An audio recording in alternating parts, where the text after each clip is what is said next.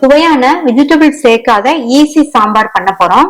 இந்த குக்கர்ல அரை மணி நேரமா ஊற வச்ச 100 கிராம் துவரம்பருப்பு, கட் பண்ண 2 மீடியம் சைஸ் தக்காளி, 2 பச்சை மிளகாய், 3 பல் பூண்டு, அரை டீஸ்பூன் மஞ்சள் தூள்,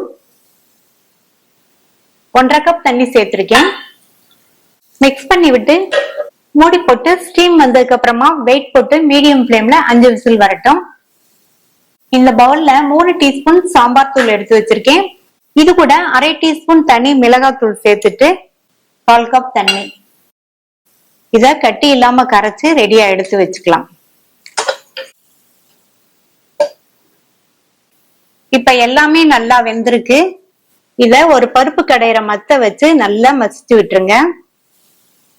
இந்த அளவுக்கு நல்லா மசிச்சதுக்கு அப்புறமா இத தனியா எடுத்து வச்சுட்டு, அடுத்து இந்த சாஸ் பேன்ல 1 டேபிள் ஸ்பூன் எண்ணெய் சேர்த்து சூடானதும் அரை டீஸ்பூன் கடுகு, அரை டீஸ்பூன் உளுந்து, அடுத்து ஸ்லைஸ் பண்ண 2 மீடியம் சைஸ் பெரிய வெங்காயம், இது கூட கறிவேப்பிலை.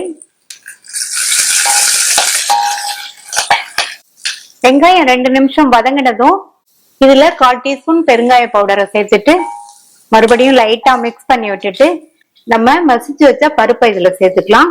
ஸ்டவ்வோட தீய நல்லா குறைச்சிட்டு சேர்த்துக்கோங்க.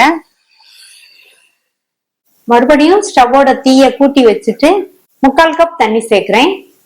சாம்பாருக்கு தேவையான அளவு உப்பு சேர்த்துட்டு மிக்ஸ் பண்ணி விட்டாச்சு. இப்ப பருப்பு லைட்டா கொதிக்க ஆரம்பிக்குது. இந்த ஸ்டேஜ்ல நம்ம மிக்ஸ் பண்ணி வச்ச அந்த சாம்பார் பொடி கலவையை சேர்த்துக்கலாம். இந்த பொடியோட பச்சை வாசனை போக ஒரு 4 நிமிஷத்துக்கு கொதிக்கட்டும். அடுத்து இதுல ஒரு சின்ன நெல்லிக்காய் அளவு புளிய 1/2 கப் தண்ணியில கரைச்சு வடிகட்டி வச்சிருக்கேன். அதை சேர்த்துட்டு இந்த புளிக்கரைசலோட பச்சை வாசனை போக ஒரு 3 நிமிஷம் போல கொதிச்சுட்டு இருக்கட்டும். புளிக்கரைசலோட பச்சை வாசனை எல்லாம் போயிடுச்சு.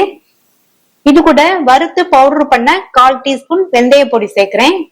இது சாம்பாருக்கு நல்ல ஒரு வாசனை கொடுக்கும். அடுத்து 1 டீஸ்பூன் பொடித்த வெல்லம். ஒரே 1 நிமிஷம் மட்டும் கொதிச்சுட்டு இருக்கட்டும். சாம்பார் ரெடி ஆயிரும். ஃபைனலா இதுல பொடியா கட் பண்ண கொத்தமல்லி இலைகள். ஸ்டவ் ஆஃப் பண்ணியாச்சு. நல்லா கம கமன் வாசனையா வெஜிடபிள் சேர்க்காத ஈஸி சாம்பார் ரெடி ஆயிடுச்சு. இந்த சாம்பார் நல்லா கம கமன் வாசனையா இருக்கும். இட்லி, தோசை, சாதம் எல்லாத்துக்குமே விட்டு சாப்பிடறதுக்கு ரொம்ப சூப்பரா இருக்கும். ட்ரை பண்ணி பார்த்துட்டு உங்க கமெண்ட்ஸ் சொல்லுங்க. தேங்க்யூ.